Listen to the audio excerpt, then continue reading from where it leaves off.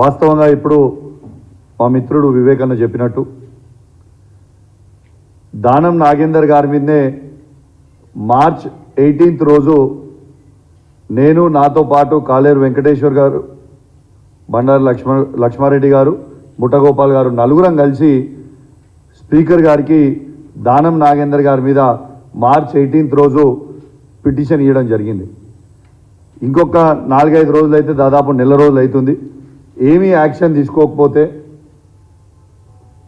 నిన్న హైకోర్టులో పిటిషన్ దానం నాగేందర్ గారిని డిస్క్వాలిఫై చేయాలని నిన్న పిటిషన్ వేయడం జరిగింది.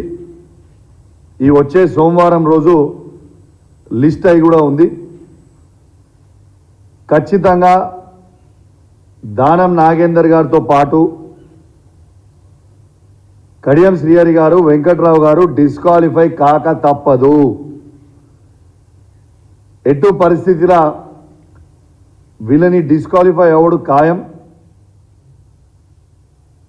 ఇది సుప్రీంకోర్టు ఆర్డర్సే ఉన్నాయి. 3 నెలల లోపల డిసిషన్ తీసుకొని ఎటు పరిస్థితిలో డిస్క్వాలిఫై చేయాలని ఇవాళ సుప్రీంకోర్టు ఆర్డర్సే ఉన్నాయి. ఖచ్చితంగా ఆ జడ్జిమెంట్ని కూడా మేము అటాచ్ చేసి అన్ని విధాలుగా ఎవిడెన్స్ పెట్టి దానం నాగేందర్ గారు బీఆర్ఎస్ పార్టీ బీఫామ్ మీద ఎమ్మెల్యేగా గెలిచి ఇవాళ అఫీషియల్గా కాంగ్రెస్ పార్టీ సికింద్రాబాద్ ఎంపీ క్యాండిడేట్గా అఫీషియల్గా కాంగ్రెస్ పార్టీ డిక్లేర్ చేసింది. ఇంకా దీనికంటే పెద్ద ఎవిడెన్స్ అవసరం లేదు అని అన్ని ఎవిడెన్స్లు అటాచ్ చేసి ఇవాళ కోర్టులో వేసినాం.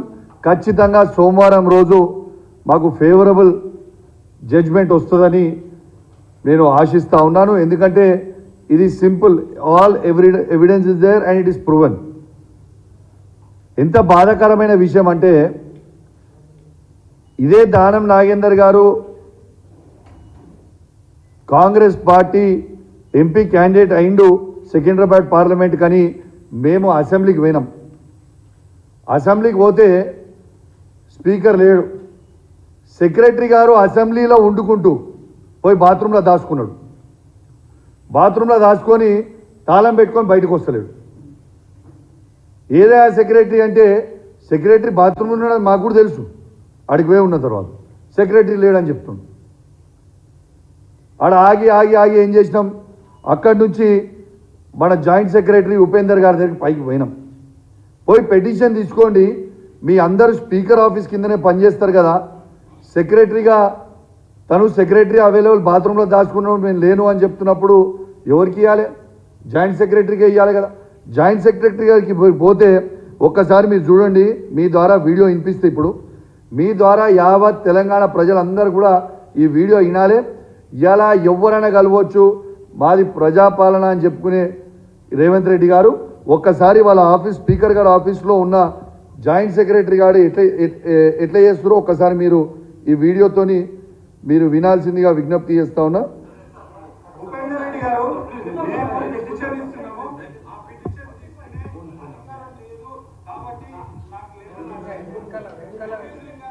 సరే ఒక్క నిమిషం.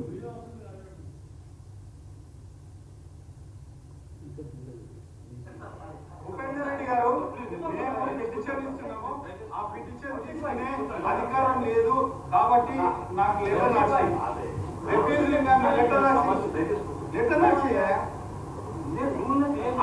నీవు తీసుకోను అని అంటున్నావు కదా, మేము ఇది పిటిషన్ తీసుకోలేము అని మాకు లెటర్ రిటర్న్ రూల్లో ఏడు నీ రూల్లో చదువుతావు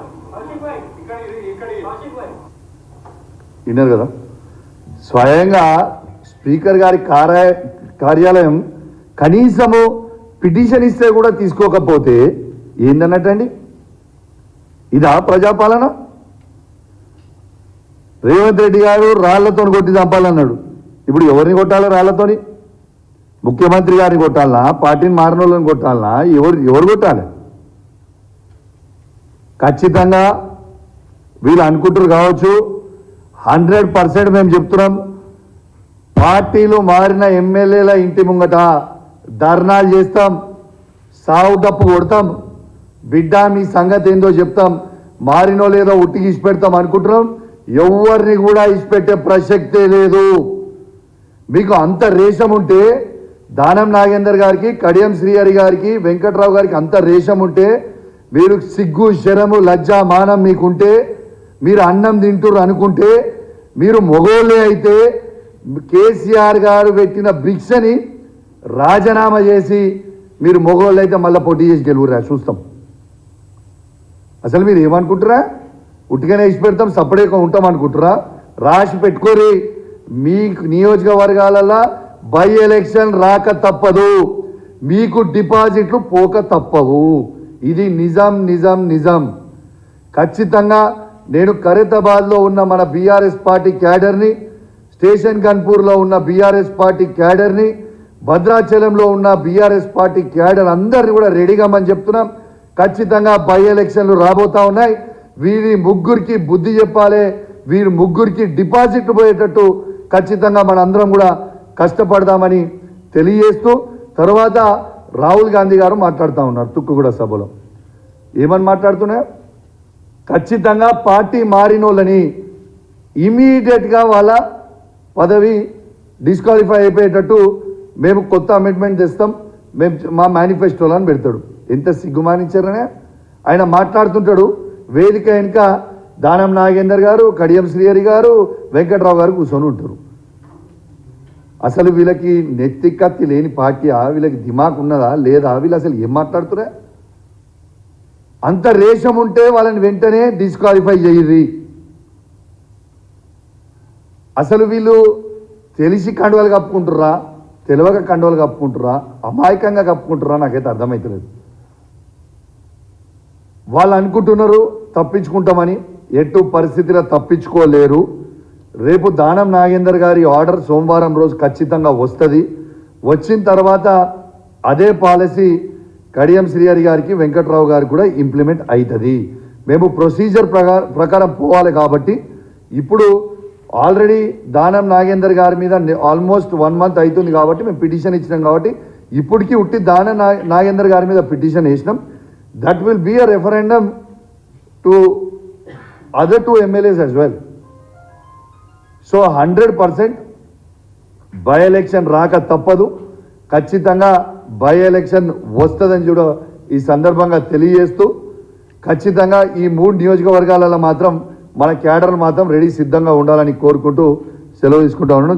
థ్యాంక్ యూ వెరీ మచ్. జై తెలంగాణ, జై కేసీఆర్.